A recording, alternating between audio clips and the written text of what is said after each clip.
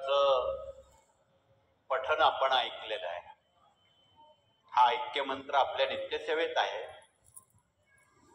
ज्या भाविकांच्या घरात शांततेचा अभाव आहे, भांडणं होत आहे, अशा कुटुंबांना तर आर्जवून एक वेळा किंवा अनेक वेळा त्या मंत्राचं पठण, त्याच्या ध्वनी आपल्या घरात जर ऐकवल्या, त्याचा काही मिनिटात त्याचा योग्य तो परिणाम आपणाला अनुभवायला मिळणार आहे.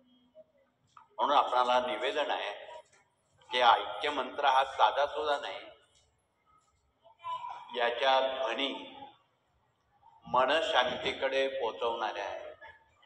म्हणून आपण त्याचं कृपया मनन करावं, पठन करावं, चिंतन करावं, स्मरण करावं आणि सर्वांपर्यंत सांगावं. तथापि त्याआधी आपण, आज रविवार आहे, खंडेरावांचा दिवस आहे.